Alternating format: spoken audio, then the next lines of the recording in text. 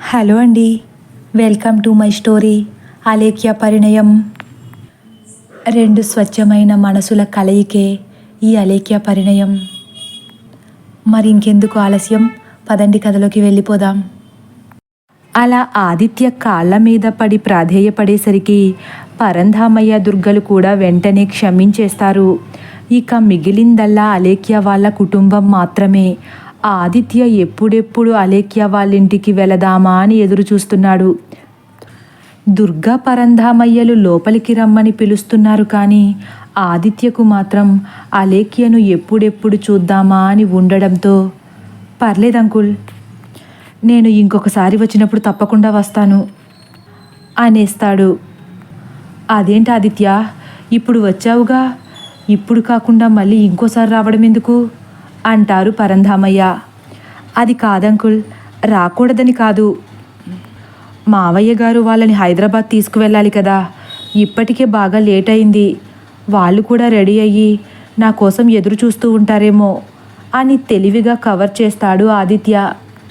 నువ్వేం కంగారు పడద్దు, మీరేమైనా ట్రైన్లో వెళ్ళాలా, బస్సులో వెళ్ళాలా, వాటి గురించి ఎదురు చూడాలి, అవి ఎప్పుడు తీసుకెళ్తాయో అని భయపడ్డానికి చక్కగా ఊరంతా కారేసుకొచ్చావు. ఎప్పుడు బయలుదేరినా రేపు పొద్దుట కల్లా మీ ఇంటి దగ్గర ఉంటారు. చాలా రోజుల తర్వాత రాక వచ్చావు, పద అని పరంధామయ్య ఆదిత్య ఎంత చెప్పినా వినకుండా కాళ్ళు కడుక్కోమని చెప్పేసి ఆదిత్య చేయి పట్టుకుని ఎలాగైతే లోపలికి తీసుకువెళ్ళిపోతారు. నిజానికి పోయినసారి వచ్చినప్పుడు ఆదిత్య ఆ ఇంటిని పెద్దగా పట్టించుకోలేదు, కానీ ఇప్పుడు ఎందుకో ఆ ఇల్లు ఒక అద్భుతంలా కనిపిస్తుంది ఆదిత్యకు. ఎందుకంటే తన కలలోకి, ఆ తర్వాత తన జీవితంలోకి అలేఖ్య మొదటిసారి వచ్చింది ఆ ఇంట్లోనే కాబట్టి, ముందు అలేఖ్యను చూడాలని తొందరలో ఆ ఇంట్లోకి వెళ్ళాలని అనిపించకపోయినా ఎప్పుడైతే గుమ్మం లోపల అడుగు పెట్టాడో అప్పుడే తన కలలో అలేఖ్య వచ్చిన క్షణాలు గుర్తు చేసుకుంటాడు. తన కళ్ళలో సంతోష్ సిమెంట్ వేసినప్పుడు అలేఖ్య తనను చెక్ చేసిన క్షణాలు కూడా గుర్తొస్తాయి. ఆ జ్ఞాపకాలను నెమరు వేసుకుంటూ ఆ గది వైపే తదేకంగా చూస్తున్నాడు. ఇంతలో పరంధామయ్య, ఏంటాదిత్య అలా చూస్తున్నావు, అప్పుడు చూసిన ఇల్లేగా, మళ్ళీ ఏం చూస్తావు, కానీ ఈ కుర్చీలో కూర్చో అని ఆదిత్య భుజాలపై చేతులు వేసి కుర్చీలో ఆయనే కూర్చోపెడతారు. ఇంతలో దుర్గ చేతిలో పిండి వంటల పళ్ళెం పట్టుకుని తన మర్యాదలు మొదలు పెట్టేసింది. కానీ ఆదిత్య మాత్రం తను మొదట అలేఖ్యను కలిసిన ఆ గది వైపే తదేకంగా చూస్తూ చాలాసేపు ఏమీ మాట్లాడకుండా మౌనంగానే ఉన్నాడు. ఆదిత్య తీరు చూసి దుర్గా పరంధామయ్యలు మళ్ళీ ఒకరి ముఖాలు ఒకరు చూసుకుంటున్నారు. వెంటనే దుర్గ ఆపుకోలేక, ఆదిత్య, ఏంటి అలా చూస్తున్నావు, ఏదైనా కొత్తగా అనిపిస్తుందా, ముందువి తీసుకో అని ఆ ప్లేట్ ఆదిత్య వడిలో పెట్టేస్తుంది. వెంటనే ఆదిత్య ఆ జ్ఞాపకాల్లోంచి బయటకు వచ్చి వడిలో ఉన్న ఆ ప్లేట్ వైపు చూసి వెంటనే దుర్గతో, అయ్యో, ఇవన్నీ ఇప్పుడెందుకు తీసుకొచ్చారా ఆంటీ, అయినా నేను ఇప్పుడు ఏమీ తినలేను అని అంటుండగా, తినలేనంటే వదిలేయడానికి నేనేమి మీ అమ్మను కాదు, దుర్గా ఆంటీని, మర్చిపోయావేమో, బలవంతంగా అయినా కూరి తినిపిస్తాను, నోరు మూసుకుని తిను, ఎప్పుడు తిన్నావో ఏంటో అని ఆదిత్య చేతిలో 2 సున్నుండలు పెట్టేస్తుంది. తిను అని పరంధామయ్య కూడా కసిరేసరికి ఆదిత్య వాళ్ళ కల్మషం లేని మనసులకు, వాళ్ళు చూపించే స్వచ్ఛమైన ప్రేమకు చాలా సంతోషపడిపోతాడు. వాళ్ళ వైపు ప్రేమగా చూస్తూ, అంకుల్, మీరిద్దరూ ఎందుకు మా ఇంటికి రారు, మీరు కూడా అక్కడికి వచ్చేయచ్చు కదా, అమ్మకి నాన్నకి మీరంటే చాలా ఇష్టం, ఒకవేళ ఈ ఊరు, ఈ ఇల్లు విడిచిపెట్టలేమంటే ఇక్కడ 6 నెలలు అక్కడో 6 నెలలు ఉండండి అని మమకారంగా అడిగేసరికి, అమ్మో అని పరంధామయ్య అనేలోపే, 6 నెలలు కాదు కదా, 6 రోజులు కూడా ఉండలేరు ఆ పెద్ద మనిషి అని దుర్గ పెడసరంగా అంటుంది. అవును, నువ్వుంటావు మరి, నేనైతే 6 రోజులైనా ఉంటాను, నువ్వైతే 6 గంటలు కూడా ఉండలేవు అని దుర్గతో చెబుతూనే, కష్టం ఆదిత్య, అయినా అమ్మలాంటి ఈ పల్లెటూరిని వదిలేసి రావడం చాలా కష్టం అనుకున్నంత సులువేం కాదు అని చాలా భారంగా మాట్లాడతారు పరంధామయ్య కూడా. వాళ్ళ మాటలు విన్న ఆదిత్య కూడా ఆ ఇంటిపై వాళ్లకున్న మమకారాన్ని అర్థం చేసుకుని మళ్ళీ తదేకంగా చూస్తూ, మీరు చెప్పింది కరెక్టే అంకుల్. నిజానికి మా ఇల్లు కన్నా ఇక్కడే 100 రెట్లు ఎక్కువ బాగుంది. నాకు కూడా ఇక్కడే ఉండిపోవాలనిపిస్తుంది అంటాడు. ఉండిపో ఆదిత్య, నిన్ను కాదని వారించేవారెవరు? పైగా మాకు కొడుకులు లేని లోటు కూడా తీరిపోతుంది అనేస్తారు పరంధామయ్య నవ్వుతూ. తప్పకుండా ఉంటానంకుల్. నేనొక్కడినే కాదు, మీకు ఎంతో ఇష్టమైన అలేఖ్యతో పాటు కలిసి ఇక్కడికి వచ్చి 10 రోజులుండి వెళ్తాను, సరేనా అని నవ్వుతూ తన మనసులో ఉన్న భావాన్ని బయట పెట్టేస్తాడు. దుర్గా పరంధామయ్యలు మళ్ళీ ఒకరి వైపు ఒకరు చూసుకుంటూ చిన్నగా వాళ్ళలో వాళ్ళే నవ్వుకుంటారు.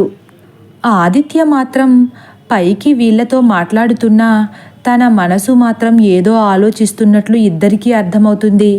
కానీ అదేంటో వాళ్ళు కనిపెట్టలేక ఇక మౌనంగా ఉండిపోయారు. వెంటనే ఆదిత్య గబుక్కున పైకి లేచి, అయ్యో మర్చిపోయానంటీ, కారులో అది మర్చిపోయాను, తీసుకొస్తానుండండి అని ఒక అడుగు ముందుకు వేస్తాడు.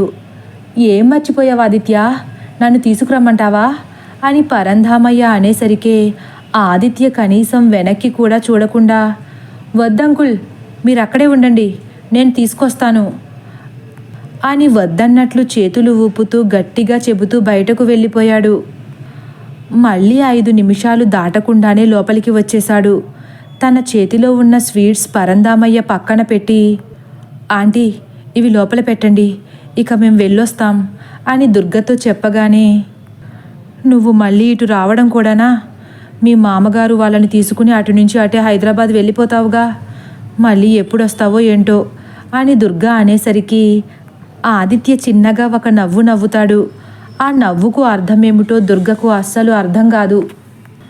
పరంధామయ్య మాత్రం దుర్గ వైపు అలానే చూస్తూ, వస్తానంటున్నాడుగా అంటారు.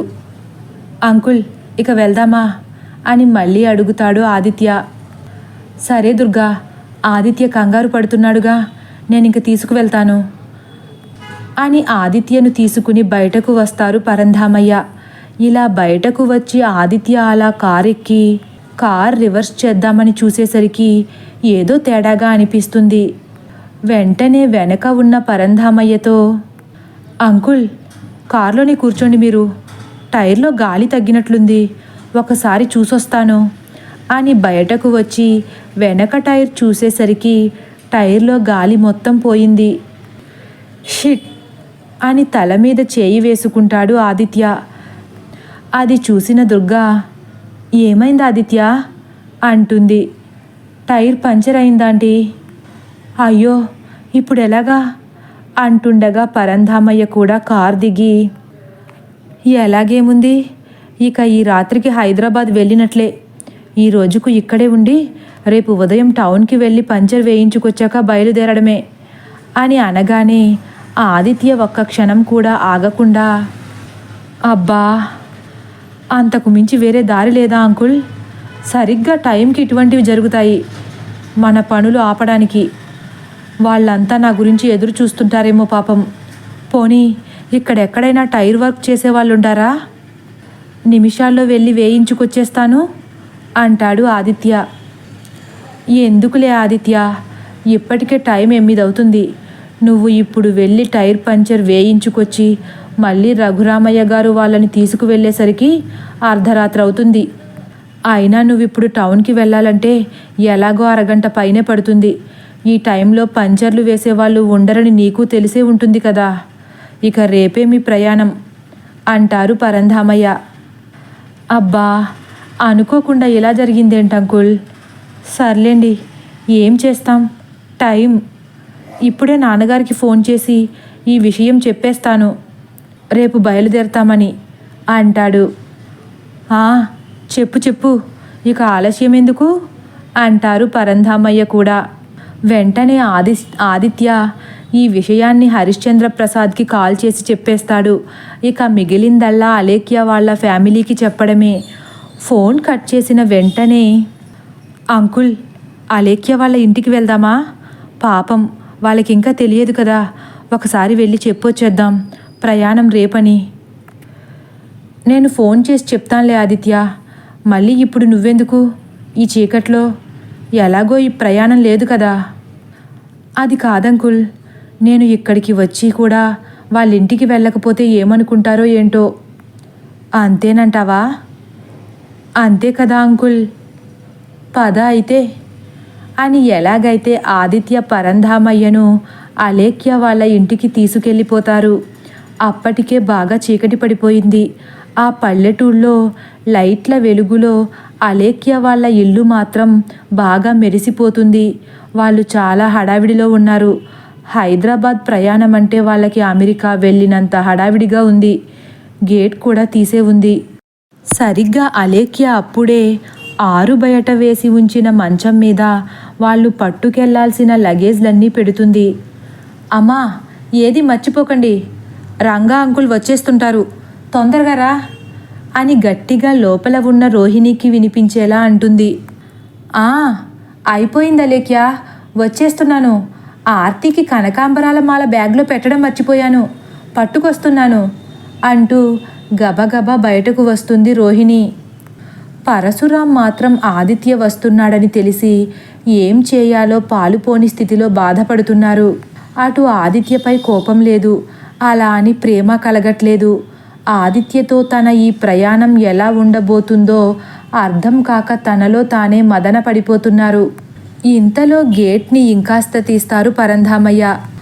ఆ సౌండ్కి ఒక్కసారి అటు నుంచి పరశురాం, ఇటు నుంచి అలేఖ్య గేట్ వైపు చూస్తారు. అన్నీ తెలిసిన పరశురాం ముందుకు వేగంగా అడుగులు వేస్తుంటే ఆదిత్య రాక అస్సలు తెలియని అలేఖ్య మాత్రం నిశ్చేష్టంగా నిలబడిపోతుంది. ఎలాగైతే ఆదిత్య తన భార్యను చూసుకున్నాడు, ఆదిత్యను చూసిన అలేఖ్య నోరు కూడా మూగబోయింది. ఆదిత్య మాత్రం అలేఖ్య వైపే చూస్తూ పరంధామయ్య వెనకాల అడుగులు వేస్తున్నాడు. ఇంతలో వెనక నుంచి పరశురాం, అలేఖ్య, ఏంటలా చూస్తున్నావు? లోపలికి వెళ్ళు, ఇంకా ఏమైనా సర్దాలేమో చూడమ్మా అని అనేసరికి వెంటనే షాక్లోంచి బయటకు వస్తుంది. ఒక్క క్షణం కూడా అక్కడ ఆగకుండా లోపలికి హడావిడిగా వెళ్ళిపోతుంది. ఆదిత్య మాత్రం పరశురాంని చూసి సిగ్గుతో తల వంచుకుంటాడు. కానీ పరశురాం మాత్రం తన పెద్దరికం మరొకసారి బయటపడేలా, రండి, కూర్చోండి, రోహిణి మంచినీళ్ళు తీసుకురా, ఆర్తి వాళ్ళ అన్నయ్య వచ్చారు అని గట్టిగా అనగానే అంటుంది రోహిణి. వెంటనే అలేఖ్య ఆశ్చర్యంగా ముఖం పెట్టి, అమ్మా, ఆ మనిషి వచ్చాడేంటి? అతను వస్తున్నట్లు మీకు ముందే తెలుసా? నాన్నగారు కూడా అన్నీ తెలిసినట్లే ఉన్నారు అంటుంది.